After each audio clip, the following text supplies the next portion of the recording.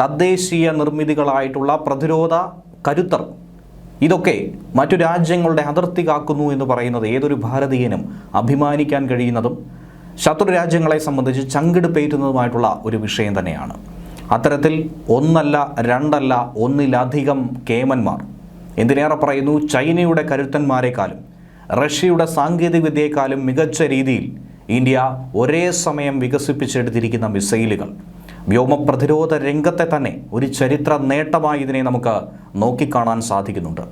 അതിർത്തിയിലുണ്ടാകുന്ന ശത്രുവിൻ്റെ ചെറുനീക്കത്തെ പോലും കൃത്യമായി തിരിച്ചറിഞ്ഞ് നെഞ്ചു പിളർക്കാൻ കഴിയുന്ന ഇന്ത്യയുടെ പിനാക്കയും പ്രളയും. ഇത് കണ്ട് ശത്രുപാളയം ഭയന്ന് വിറയ്ക്കുന്ന ഒരു കാഴ്ച കൂടിയാണ് ഇപ്പോൾ അറിയാൻ കഴിഞ്ഞിരിക്കുന്നത്. ശത്രുവിൻ്റെ മടയിലെത്തി തീതുപ്പി തിരിച്ചെത്തുന്ന കരുത്തന്മാരുടെ ഒരു കലവറ തന്നെയാണ് നാം വികസിപ്പിച്ചെടുത്തിരിക്കുന്നത്.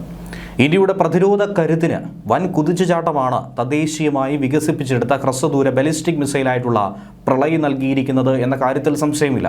1000 കിലോഗ്രാം വരെ ഭാരം വഹിച്ച് 500 കിലോമീറ്റർ വരെ ദൂരത്തിലുള്ള ശത്രുപാളയത്തിലെത്തി നാശം വിതയ്ക്കാൻ കഴിയുന്ന പ്രളയ് ഇന്ത്യൻ പ്രതിരോധ സേനയുടെ കരുത്ത് തന്നെയാണ്. ചൈനയുടെ ഡോങ്ഫെങ് ടോൾ, റഷ്യയുടെ 9K720 ഇസ്കന്ദർ എന്നിവയേക്കാൾ ഏറ്റവും മികച്ച ഹ്രസ്വദൂര ബലിസ്റ്റിക് മിസൈലായി പ്രളയ് മാറുകയാണ്. ഇതിൻ്റെ വേഗതയും കൃത്യതയും എടുത്തു പറയേണ്ട സവിശേഷത തന്നെയാണ്, ആർക്കും മാറ്റുരയ്ക്കാൻ കഴിയാത്ത സവിശേഷത. ഹ്രസ്വദൂര ബലിസ്റ്റിക് മിസൈൽ വിഭാഗത്തിൽപ്പെടുന്ന പ്രളയ് നിരവധി പുതിയ സാങ്കേതിക വിദ്യയിൽ അധിഷ്ഠിതമായിട്ടുള്ളതാണ്. അതൊക്കെ തന്നെ ഇതിൽ പരീക്ഷിച്ചിട്ടുണ്ട്. ഈ അടുത്തും ഒരു പരീക്ഷണം നടന്നു, വിജയകരമായി അത് പൂർത്തീകരിച്ചു. പ്രൊപ്പലൻ്റ് റോക്കറ്റ് മോട്ടോറുകളാണ് മിസൈലിന് കൂടുതൽ കരുത്ത് നൽകുന്നത്. 1000 കിലോഗ്രാം വരെയുള്ള ഭാരം വഹിച്ച് 500 കിലോമീറ്റർ അകലെ വരെയുള്ള ലക്ഷ്യസ്ഥാനത്തേക്ക് ഈ മിസൈലിന് സഞ്ചരിക്കാനായി കഴിയും. ചൈനീസ് പാകിസ്ഥാൻ അതിർത്തികളിൽ വെല്ലുവിളികൾ ഉയർന്നു വരുന്ന ഈ കാലഘട്ടത്തിൽ പ്രളയ് മിസൈലിൻ്റെ വിജയം ഇന്ത്യയെ സംബന്ധിച്ചത് തന്ത്രപരമായൊരു മേൽക്കൈ തന്നെയാണ് നമുക്ക് ലഭ്യമാക്കി നൽകുന്നത്. വായുവിൽ വെച്ച് വഴിതിരിച്ചു വിടാനും ശത്രുവിൻ്റെ മിസൈൽ പ്രതിരോധ സംവിധാനങ്ങളെ കണ്ണുവെട്ടിച്ചുകൊണ്ട് കൃത്യമായി തന്നെ ലക്ഷ്യസ്ഥാനങ്ങൾ ഭേദിക്കാനും പ്രളയ് മിസൈലിന് കഴിയും. ആധുനിക നാവിഗേഷൻ സംവിധാനവും ഏവിയോണിക്സും ഒക്കെ തന്നെ ഘടിപ്പിച്ചു തന്നെയാണ് ഈ മിസൈലിനെ നാം രൂപപ്പെടുത്തിയെടുത്തിരിക്കുന്നത്.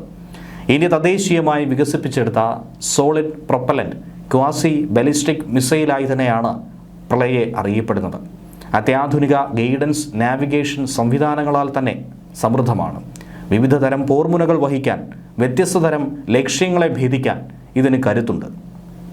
കുറഞ്ഞ സമയത്തിനുള്ളിൽ ഒരു താൽക്കാലിക ലോഞ്ചറിൽ നിന്ന് വരെ ഈ മിസൈൽ വിക്ഷേപിക്കാൻ കഴിയുമെന്നുള്ളതാണ് ഇതിൻ്റെ എടുത്തു പറയേണ്ട സവിശേഷത. അതായത് കാലത്തിനനുസരിച്ചുള്ളൊരു മാറ്റം ഈ മിസൈലിലും നാം കൊണ്ടുവന്നിട്ടുണ്ട്. പരമ്പരാഗതമായിട്ടുള്ള മിസൈൽ ലോഞ്ചറുകളിൽ നിന്നും വിക്ഷേപിക്കുന്നതിന് പകരം യുദ്ധ സാഹചര്യത്തിൽ ഭാരതത്തിന് ഏറെ ഗുണം ചെയ്യുന്ന മേൽക്കൈ നൽകുന്ന രീതിയിൽ ഇതിനെ കുറഞ്ഞ സമയം കൊണ്ട് താൽക്കാലിക ലോഞ്ചറിൽ ഘടിപ്പിച്ച് വിക്ഷേപിക്കാൻ കഴിയും. പുതിയ തലമുറയിൽ ഉൾപ്പെട്ട കരയിൽ നിന്നും കരയിലേക്ക് തൊടുക്കാൻ കഴിയുന്ന ഈ മിസൈലിൽ ആധുനിക സാങ്കേതിക വിദ്യകൾ ഘടിപ്പിച്ചിരിക്കുന്നുവെന്ന് DRDO chairman doctor G. Satheesh Reddy തന്നെ തുറന്നു പറഞ്ഞിട്ടുണ്ട്. 1-2 പരീക്ഷണങ്ങൾ കൂടി പൂർത്തീകരിച്ചാൽ ഇന്ത്യൻ സേനയുടെ കരുത്തറിയിക്കുന്ന വമ്പനായി പ്രളയ് മാറുമെന്ന കാര്യത്തിൽ സംശയമില്ല. ശത്രുവിൻ്റെ വ്യോമ പ്രതിരോധ സംവിധാനങ്ങളെ കബളിപ്പിച്ചുകൊണ്ട് ലക്ഷ്യം ഭേദിക്കാനായി 1-ലധികം മിസൈലുകൾ ഒരേ സമയം തൊടുക്കുന്ന ഒരു തന്ത്രമാണ് ഇതിൽ ഘടിപ്പിച്ചിരിക്കുന്ന സാൽവോ ലോഞ്ച് എന്ന് പറയുന്ന ഒരു സാങ്കേതിക വിദ്യ. 1-ലധികം മിസൈലുകൾ ഒരേ സമയം ഒരു നിശ്ചിത ലക്ഷ്യത്തിലേക്ക് ശക്തമായ പ്രഹരമേൽപ്പിക്കുന്നു. ചിന്തിച്ചു നോക്കുക. അതല്ലെങ്കിൽ വിവിധ ദിശകളിൽ 1-ലധികം ലക്ഷ്യങ്ങളെ ഒരേ സമയം ആക്രമിക്കുന്നു. ഇതൊക്കെ തന്നെ പ്രളയ് മിസൈലിന് സാൽവോ ലോഞ്ചിലൂടെ ചെയ്യാനായി സാധിക്കും. എന്നാൽ 1-ലധികം മിസൈലുകളോ റോക്കറ്റുകളോ ഒരേ സമയമല്ലെങ്കിൽ അടുത്തടുത്ത സമയക്രമത്തിൽ വിക്ഷേപിക്കാൻ കഴിയുന്ന സാൽവോ സാങ്കേതിക വിദ്യ യുദ്ധരംഗത്ത് അതീവ സങ്കീർണമായ ഒരു വിഷയമായി തന്നെ മാറും. താഴ്ന്ന ഉയരത്തിൽ പറക്കാനും അവസാന ഘട്ടത്തിൽ പൊടുന്നനെ തന്നെ അവയുടെ ദിശ മാറ്റാനും കഴിയുന്ന ഈ പ്രളയ് ചൈനയ്ക്കും പാകിസ്ഥാനും അവർ വിന്യസിച്ചിരിക്കുന്ന മിസൈൽ പ്രതിരോധ സംവിധാനങ്ങൾക്കുള്ള വലിയ വെല്ലുവിളി തന്നെയാണ്. ഇതിൻ്റെ ദിശ കണ്ടെത്തുക എന്നുള്ളതാണ് ശത്രുക്കളെ സംബന്ധിച്ച് അപ്രാപ്യമായ ഒരു വിഷയം. പരീക്ഷണത്തിൽ മിസൈലിൻ്റെ നിയന്ത്രണ സംവിധാനങ്ങളും ഗൈഡൻസും ഒക്കെ കൃത്യമാണെന്ന് കപ്പലുകളിൽ സ്ഥാപിച്ചിരുന്ന സെൻസറുകൾ വഴി സ്ഥിരീകരിച്ചിട്ടുണ്ട്. എന്തിനു വേണ്ടി ഇന്ത്യ പ്രളയ് വികസിപ്പിച്ചു? ആരാണ് അതിൽ പ്രധാനിയായ, ആരെയാണ് പ്രധാനമായി ലക്ഷ്യമിട്ടിരിക്കുന്നത്? ഈ ഹ്രസ്വദൂര ഖാസി ബലിസ്റ്റിക് മിസൈലുകൾ പ്രധാനമായി ലക്ഷ്യമിടുന്നത് തിയേറ്റർ ലെവൽ ടാർഗറ്റുകളെ തന്നെയാണ്. അതിനുവേണ്ടി രൂപകൽപ്പന ചെയ്തിരിക്കുന്നതാണ്. അതായത് ലളിതമായി പറഞ്ഞാൽ ശത്രു രാജ്യങ്ങളുടെ എയർബേസുകൾ, കമാൻഡ് ആൻഡ് കൺട്രോൾ സെൻറ്ററുകൾ, റഡാർ ഇൻസ്റ്റലേഷനുകൾ, സൈനിക ലോജിസ്റ്റിക് കേന്ദ്രങ്ങൾ, ഇത്തരത്തിലുള്ള മേഖലകളെ കൃത്യമായി ആക്രമിക്കാൻ പ്രളയ്ക്ക് കഴിയും. ഇതുകൂടാതെ തന്നെ പ്രതിരോധ മേഖലയിൽ മറ്റൊരു നാഴികക്കല്ല് കൂടി ഇന്ത്യ പിന്നിട്ട് കഴിഞ്ഞു. അതാണ് തുടക്കത്തിൽ പരാമർശിച്ച പിനാക്ക. ഇന്ത്യ തദ്ദേശീയമായി വികസിപ്പിച്ചെടുത്ത പിനാക്ക ഗൈഡഡ് റോക്കറ്റുകളുടെ ആദ്യ ബാച്ചാണ് ഞായറാഴ്ച അർമേനിയയിലേക്ക് അയച്ചത്. അങ്ങനെ അർമേനിയയുടെ അതിർത്തി മേഖല കാക്കാനായി ഇന്ത്യൻ കരുത്തൻ നിലയുറപ്പിച്ചിരിക്കുന്നു. അർമേനിയ ഒറ്റയ്ക്കല്ല, മറ്റ് നിരവധി രാജ്യങ്ങൾ ഇന്ത്യയിൽ നിന്നും ഇത്തരത്തിൽ സമാനമായ വെടിക്കോപ്പുകളും ആയുധങ്ങളും ഒക്കെ തന്നെ വാങ്ങാൻ വേണ്ടി ക്യൂ നിൽക്കുകയാണ്. താല്പര്യം പ്രകടിപ്പിച്ച് ഇതിനോടകം തന്നെ വന്നിട്ടുണ്ട്. ബ്രഹ്മോസ് മിസൈൽ വാങ്ങിയ കാര്യം നമുക്ക് അറിയാവുന്നതാണ്. അർമേനിയയിലേക്ക് അയച്ച ഗൈഡഡ് പിനാക്ക റോക്കറ്റുകൾ ഒരു സ്വകാര്യ മേഖലാ കമ്പനി നിർമ്മിച്ചതുകൊണ്ട് തന്നെ ഇന്ത്യയുടെ പ്രതിരോധ മേഖലയെ സംബന്ധിച്ച് ഇതൊരു സുപ്രധാന സംഭവവികാസം തന്നെയാണ്. പ്രത്യേകിച്ചും പ്രതിരോധ ഉൽപ്പാദനത്തിൽ രാജ്യത്തെ ഒരു ആഗോള കേന്ദ്രമാക്കി മാറ്റാൻ സർക്കാർ വളരെ കാലമായി ലക്ഷ്യമിടുന്നുമുണ്ട്. അതുകൊണ്ട് തന്നെ ഭാവിയിൽ സ്വകാര്യ മേഖലയിലെ കമ്പനികൾ സർക്കാർ കമ്പനികളുമായി സഹകരിച്ച് പ്രവർത്തിക്കാനുള്ള സാധ്യത അടക്കം തുറന്നു നൽകുന്നു. ഏറെ തൊഴിൽ സാധ്യതകൾ ഇതിലൂടെ കൽപ്പിക്കപ്പെടുന്നു.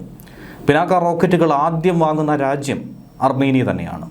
ഇന്ത്യ അർമേനിയയിലേക്ക് കയറ്റുമതി ചെയ്ത പിനാക്ക റോക്കറ്റുകൾ നിർമ്മിച്ചത് സ്വകാര്യ മേഖലാ കമ്പനിയായിട്ടുള്ള സോളാർ ഡിഫൻസ് ആൻഡ് എയ്റോസ്പേസ് ആണ്. അർമേനിയയിലേക്ക് ആദ്യ കയറ്റുമതി അയച്ചുകൊണ്ട് ആയുധ നിർമ്മാണത്തിനുള്ള ഒരു ആഗോള കേന്ദ്രമായി ഇന്ത്യ മാറുന്നു എന്ന വ്യക്തമായ സന്ദേശം ലോകരാജ്യങ്ങൾക്ക് നൽകുന്നു.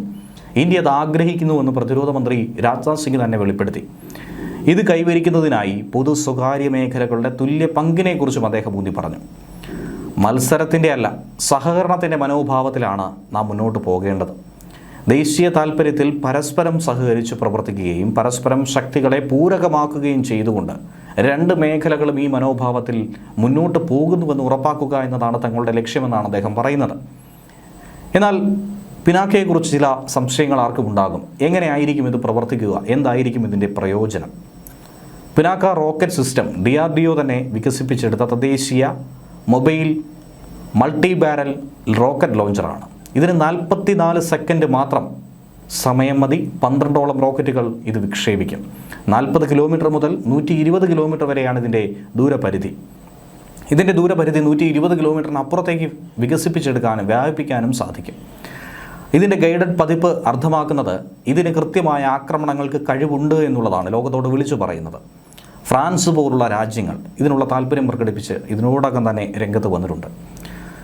ഇതോടൊപ്പം തന്നെയാണ് ഇന്ത്യ വ്യോമമേഖലയിലും കരുത്ത് വർദ്ധിപ്പിക്കുന്നത്.